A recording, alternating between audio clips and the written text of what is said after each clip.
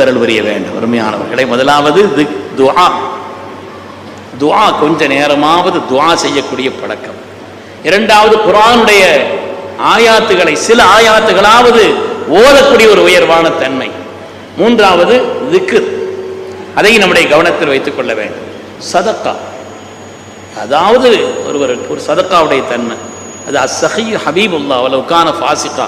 உலகத்தில் சில பாவங்களை செய்தாலும் சரி, யார் சதக்கா செய்கிறாரோ அல்லாஹ்வுடைய நேசர்னு வருது. அல்லாஹ்வுடைய நேசர், அந்த பண்பு நம்மள்கிட்ட வளர்த்துக்கிறோம். நிறைவாக நம்முடைய தொழுகை, குறிப்பாக தஹஜ்ஜுத். அருமையான பெருமக்களே, அதனால நம்முடைய தனிப்பட்ட வாழ்க்கையில, குடும்ப வாழ்க்கையில நிம்மதிக்கு என்ன செய்யணும்? ரெண்டு விஷயம்தான். குடும்ப வாழ்க்கையில நிம்மதியா இருக்கிறதுக்கு ரெண்டு விஷயம்தான். 2 வார்த்தை தெரிஞ்சுக்கிட்டா போதும். சரி, சாரி போதும். எதை சொன்னாலும் சரி, ஏன் இப்படி செய்தீங்க, சாரி, முடிஞ்சு போச்சு. குடும்ப வாழ்க்கை நிம்மதி ஆயிரும். விரிவாக சொல்றதுக்கு இல்லை. அதனால் அருமையான பெருமக்களே, நம்முடைய வாழ்வின் எல்லா நிலைகளிலேயும் அல்லாஹுடைய மஸ்ஜிதோடு உள்ள ஒரு தொடர்பு, அதனுடைய ஒரு பெருவிழா.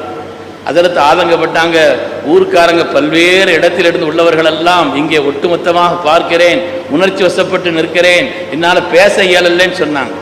பணிவோடு உங்களிடத்தில் கேட்கிறேன், வருஷத்துக்கு ஒரு தடவை இப்படி ஏதாவது ஒரு விழா, குறிப்பாக நமது உயிரினம் மேலான கண்மணி முஹம்மது ரசூலுல்லாஹி ஸல்லல்லாஹு அலைஹி வஸல்லம் பெருவிழாவை நீங்கள் ஆனந்தத்தோடு இன்பத்தோடு ஒரு சிறப்பான மௌலிது மஜ்லிஸ் வச்சு, ஒரு ஸல்லல்லாஹு அலைஹி வஸல்லம் மீலாது பெருவிழாவை நடத்தி, அதன் பேரால் நீங்கள் மக்களுக்கு ஒரு உணவையும் தானமாக கொடுத்து பாருங்கள்.